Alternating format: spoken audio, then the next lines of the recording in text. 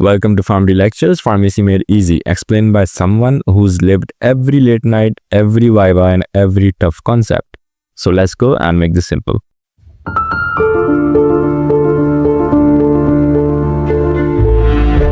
So welcome back. आज हम एक बहुत ही कॉमन लेकिन इंपॉर्टेंट टॉपिक डिस्कस करने वाले हैं जो फार्मेसी और मेडिकल स्टूडेंट्स दोनों के लिए बहुत ज़रूरी है.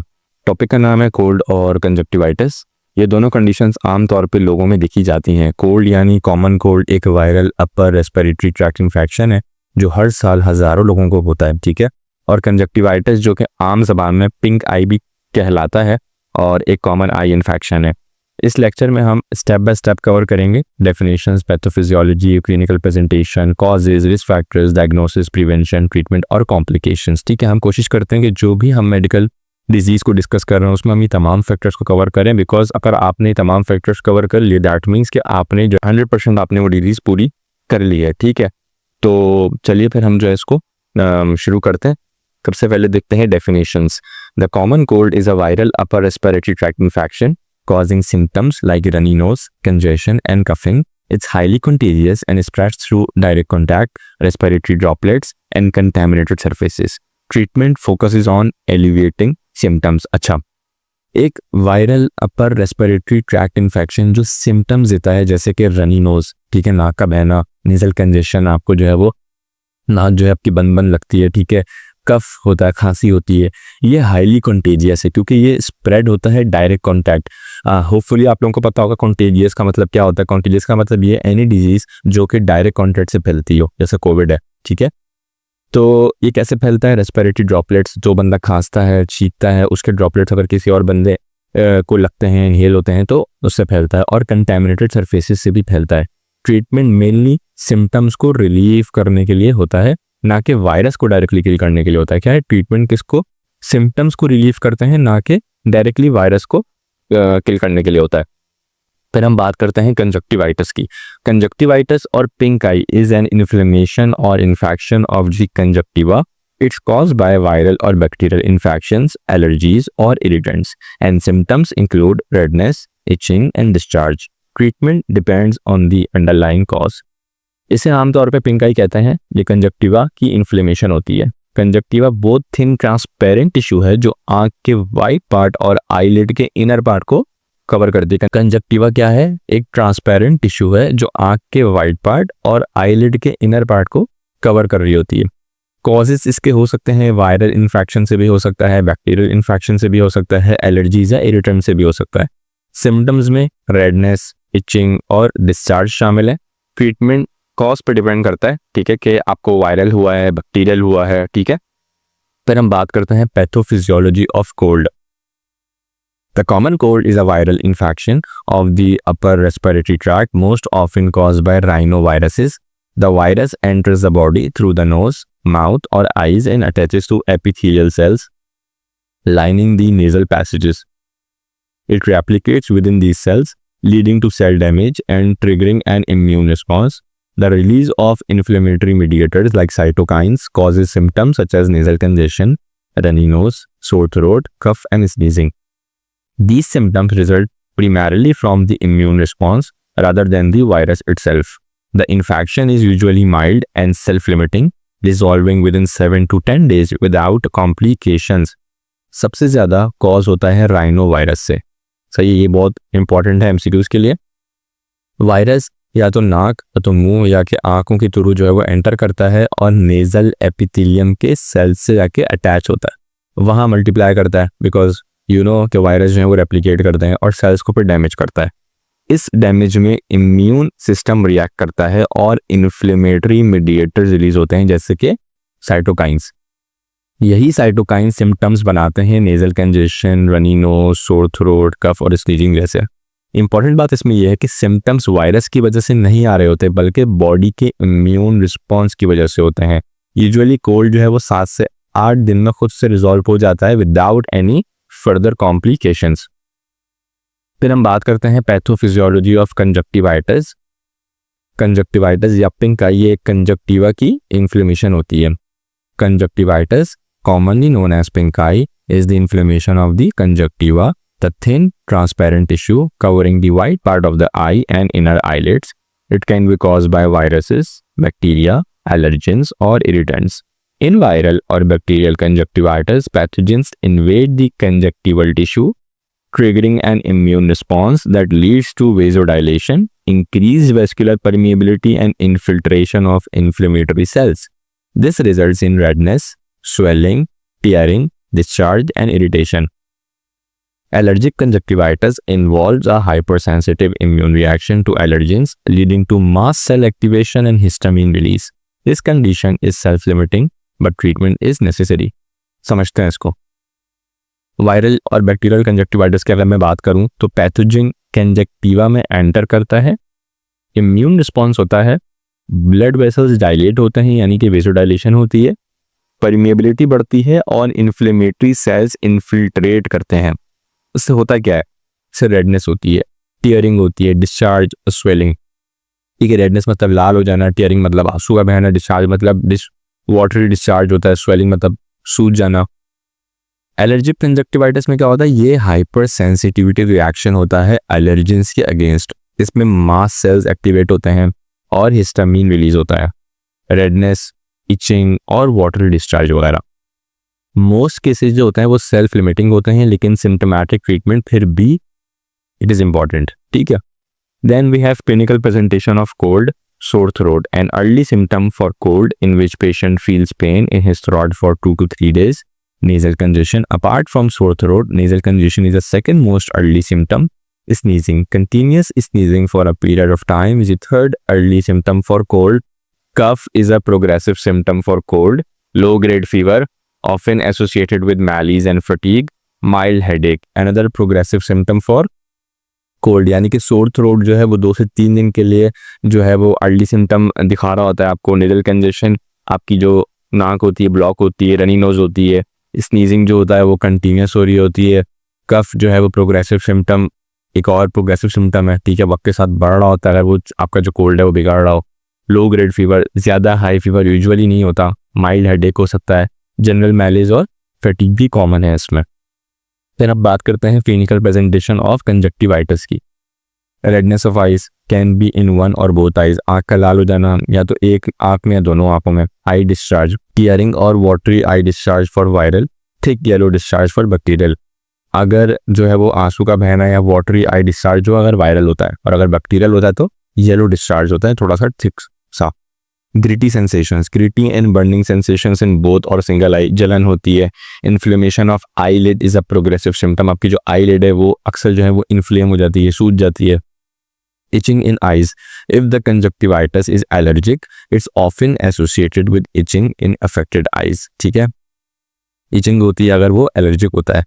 Photophobia, in some cases patient might feel phobic towards bright lights, patient जो है वो अक्सर जो है वो ब्राइट लाइट्स के अगेंस्ट जो है वो उनको मसला होता है देखने में। फिर हम बात करते हैं other science and symptoms, post nasal drip और साइनस प्रेशर या फेशियल पेन, होर्सनेस यानी कि आवाज़ का भारी हो जाना, चेंज हो जाना, स्लीप डिस्टर्बेंस, नेजल कंजेशन की वजह से, नेजल ब्लॉकेज की वजह से आप सो नहीं पाते हो। सीजनल पैटर्न, पॉलन रिलेटेड वगैरह भी हो सकते हैं। एयर फुलनेस और माइल्ड एयर जो है वो एक भी होता है। माइल्ड चीज़ होते हैं, कान भरा भरा, कान में दर्द होता है। ठीक है, सर्दी लगती है और स्मेल और टेस्ट भी चला जाता है just like COVID. Intense bilateral itching, दोनों आंखों में इचिंग हो रही होती है। स्ट्रिंजी और वाटर डिस्चार्ज होता है, accompanied by other allergy symptoms, sneezing, nasal congestion वगैरह भी इसमें हो सकता है। फिर हम बात करते हैं कॉजेज एंड रिस्क फैक्टर्स। पहले हम बात करते हैं कोल्ड के कॉजेज क्या हो सकते हैं। सबसे कॉमन वायरस, मोस्ट कॉमन, और राइनो वायरस मोस्ट फ्रिक्वेंट, यानी कि सबसे ज़्यादा जो होता है वो राइनो वायरस से होता है।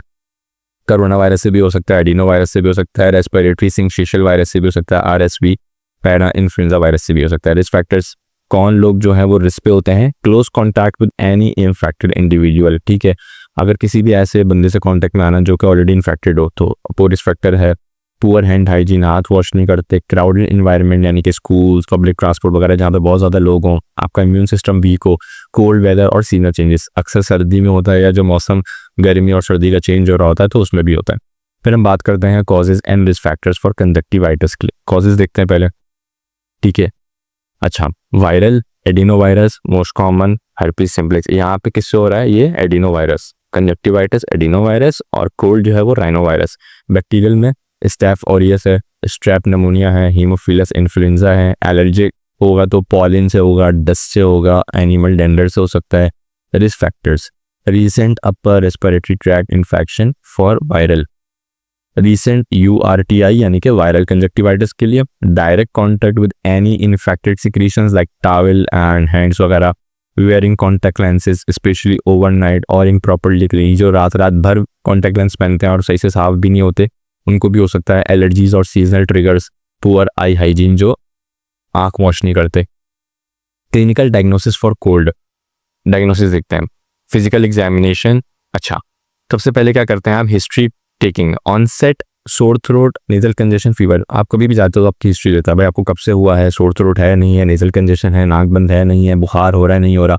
फिर फिजिकल एग्जामिनेशन करते हैं, वो नेजल निकोजा देखते हैं आपकी वो रेड हो रही है, स्वॉलन तो नहीं हो रही है। नेजो फेरिंजियल स्वैब से RT-PCR करते हैं। RT-PCR क्या करते हैं, वायरल डिटेक्शन के लिए, ठीक है। फिर हम जो है वो CBC भी करते हैं कि वायरल में लिम्फोसाइट ज़्यादा होते हैं और बैक्टीरियल में न्यूट्रोफिल ज़्यादा होते हैं। वेरी इंपॉर्टेंट है, ये पता होना चाहिए। फिर हम देखते हैं clinical diagnosis for conjunctivitis. Again आप जो है इसमें हिस्ट्री लेते हो, ऑनसेट देखते हो, ड्यूरेशन देखते हो, कब हुआ था, कब से कब तक हुआ है, डिस्चार्ज किस तरह का है, वाटरी है, येलो है, ग्रीन है, एलर्जी हिस्ट्री क्या है। फिजिकल एग्जामिनेशन में देखते हो रेडनेस है, आईलिड स्वेल हुई हुई है नहीं हुई हुई है। कंजक्टिवल स्वैब से जो है आप ये देखते हो कि पॉजिटिव बैक्टीरिया के लिए करते हो कि भाई कौन सा बैक्टीरिया है। PCR आप करते हो वायरल कंजक्टिवाइटिस कंफर्म करने के लिए। फिर हम बात करते हैं prevention of conjunctivitis according to American Academy of Ophthalmology, ठीक है। Practice good hygiene, wash hands, avoid touching your eyes with unwash hands, ठीक है। हाथ धो और अपनी आईज को टच ना करें गंदे हाथों से। Avoid sharing, do not share personal items with any other person like towels, soaps, अपने जो है वो टॉवल वगैरह और सोप्स वगैरह जो है वो किसी से शेयर ना करें। अपनी आँख को साफ रखें, अपनी आइज़ की ऑप्टिमल हाइजीन को मेंटेन रखें। प्रॉपर कॉन्टैक्ट लेंस यूज़ करें, ठीक है, और उनका प्रॉपर ख्याल रखें। Disinfect tonometers, use sodium hydrochloride to disinfect tonometers, instruments को डिसइंफेक्ट करना, ठीक है, जैसे कि टोनोमीटर जैसे इंस्ट्रूमेंट्स को। एलर्जेंस को अवॉइड करें, ठीक है, like if any kind of pollen and etcetera. फिर हम बात करते हैं American Association of Family Physicians के according prevention from cold. Again same good hygiene यानी कि हाथ धोएं, ठीक है, अपनी आंखों को, नोज को, माउथ को गंदे हाथों से टच ना करें। अपने टॉवल्स और सोप वगैरह किसी शेयर ना करें। जब भी आप छींकें, खांसें, स्नीज करें, कफ करें तो हमेशा टिश्यू पेपर का यूज़ करें और अवॉइड करें any close contact with any individual who are sick and ill, ठीक है। डिसइंफेक्शन ऑफ सरफेसेस, डिसइंफेक्ट करें अपने सर्फेसेस को, लाइक किचन के काउंटर्स को, टेबल्स को, ताकि आप जहाँ पे काम करते हैं वो जगह साफ़ होगी तो आप बीमार नहीं पड़ेंगे। हेल्दी लाइफस्टाइल को मेंटेन करें ताकि आपका इम्यून सिस्टम अच्छा रहे। फिर हम बात करते हैं ट्रीटमेंट ऑफ कोल्ड, ठीक है। अच्छा, मैनेजमेंट इज सपोर्टिव, ठीक है।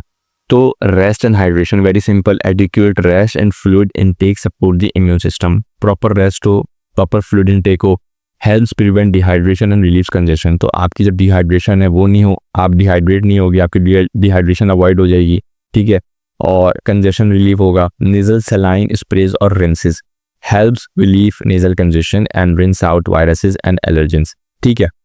ये स्प्रेज यूज़ करें, उससे क्या होगा, आपका नेजल कंजेशन जो है वो रिलीफ होगा, ठीक है। फिर हम बात करते हैं over the counter OTC medications for symptom relief only, acetaminophen और आइबुप्रोफेन। इससे क्या होगा, बुखार रिड्यूस करने के लिए, सोर थ्रोट रिड्यूस करने के लिए और बॉडी एक रिड्यूस करने के लिए। डीकंजेस्टेंस इस्तेमाल करें लाइक सूडोएफेड्रिन, रिलीफ करें जो रिलीफ करता है नेजल कंजेशन को। एंटाहिस्टामिन्स आप यूज़ कर सकते हैं ये रनी नोज और स्नीजिंग के लिए, ठीक है। कफ सप्रेसेंट्स और एक्सपेक्टोरेंट्स इस्तेमाल कर सकते हैं, जैसे कि एग्जाम्पल है डेक्स्ट्रोमेथॉर्फिन और गेफेनिसिन, ठीक है। ये यहाँ पे क्या है, यहाँ पे कफ में रिलीफ देता है, ठीक है। और वार्म फ्लूइड्स और थ्रॉट लॉजेंजेस, यानी कि इससे क्या होता है, आप जो है वो थोड़ा सा वार्म सा पानी पिएं या कोई और लिक्विड या जो है वो लॉजेंजेस सक करें, तो उससे क्या होता है, आपका जो सोर थ्रोट है वो सूथ होता है, ठीक है। कंफर्ट इंप्रूव होता है। स्टीम लेते हैं कुछ लोग, ठीक है। तो इन सब चीज़ों से भी आपको रिलीफ मिलता है। फिर हम बात करते हैं zinc with vitamin C. Zinc lozenges may shorten the duration if taken early, but evidence इसमें खासा इतना एविडेंस मौजूद नहीं है कि कितना बेनिफिशियल है, बट हाँ मिक्स्ड एविडेंस है, तो kind of beneficial you can say. Vitamin C has little preventive benefit but may slightly reduce duration in some cases, ठीक है। तो प्रिवेंटिव बेनिफिट तो है विटामिन सी का भी, ठीक है। एंटीबायोटिक्स को अवॉइड करें। The common cold is caused by viruses, so antibiotics are not effective. Misuse can lead to antibiotic resistance. ये लाइन आपने अक्सर पढ़ी होगी, अभी आगे भी पढ़ेंगे कंजक्टिवाइटिस में, कि भाई अगर वायरस से हुआ है तो एंटीबायोटिक्स नहीं लेनी चाहिए। लेकिन थ्योरेटिकल पढ़ने में और प्रैक्टिकल लाइफ में और प्रोफेशनल लाइफ में ऐसा होता नहीं है। जब भी आप किसी वायरल के लिए जाओ या किसी बैक्टीरियल के लिए जाओ डॉक्टर के पास, डॉक्टर आपको हमेशा एंटीबायोटिक तो 90% ऑफ द केसेस में आपको जो है वो प्रिस्क्राइब होती ही हैं, ठीक है, जब भी इतनी एंटीबायोटिक रेजिस्टेंस जो है वो इंक्रीज हो रही है, ठीक है।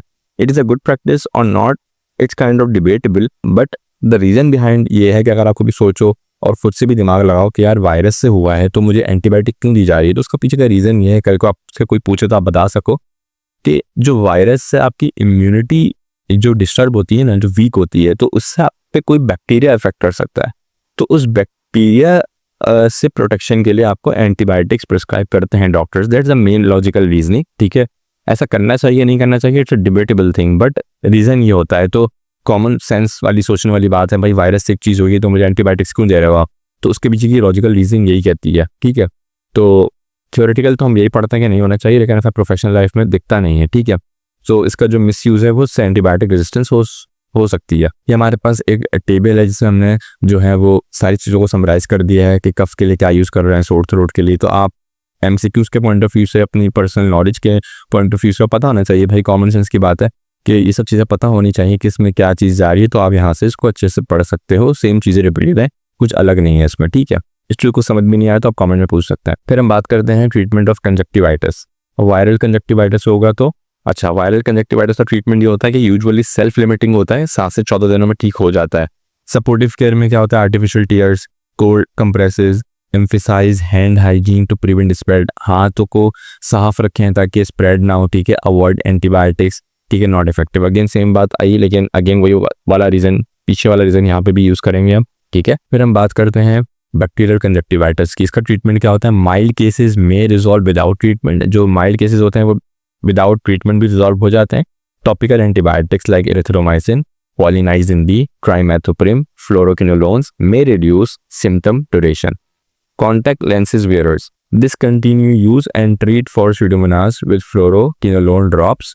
For gonococcal और chlamydial conjunctivitis systemic antibiotics required. अच्छा, टॉपिकल एंटीबायोटिक्स में क्या क्या जा रहा है, एरिथ्रोमाइसिन जा रहा है, पॉलीमाइजिन बी, ट्राइमेथोप्रिम, पीपीएम, फ्लोरोकिनोलोन्स, ठीक है। ये सिम्टम ड्यूरेशन को रिड्यूस कर रहे होते हैं, ठीक है। जो कॉन्टैक्ट लेंस यूज करते हैं, ठीक है, वो discontinue use and treat for pseudomonas with fluoroquinolone drops. तो वो जो है स्यूडोमोनास को ट्रीट कर रहे हैं विद दी फ्लोरोकिनोलोन ड्रॉप से। फॉर गोनोकॉकल और क्लेमेडियल कंजक्टिवाइटिस, सही है, सिस्टेमिक एंटीबायोटिक्स जो है वो फिर इसमें जारी होती हैं। फिर हम बात करें एलर्जिक कंजक्टिवाइटिस की, तो एलर्जिन को अवॉइड करें। Antihistamine, mast cell stabilisers, dual action drops like olopatadine लें, ठीक है। सिवियर केसेस में जो है वो शॉर्ट टर्म स्टेरॉइड्स भी जाते हैं under the supervision of ophthalmologist, ठीक है।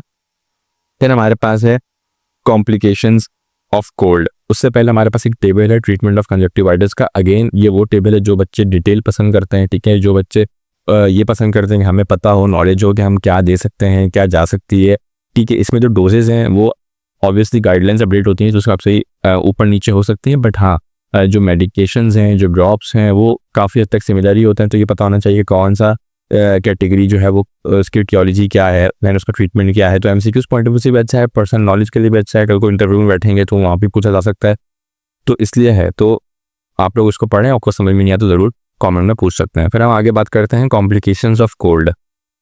अच्छा, bronchitis, irritation and buildup of mucus in the lungs leading to a wet cough, shortness of breath and sore chest. अच्छा, लंग इरिटेशन हो सकती है, म्यूकस बिल्डअप हो सकता है, वेट कफ इसमें हो सकता है, निमोनिया, वायरल या bacterial secondary, wheezing and difficulty breathing.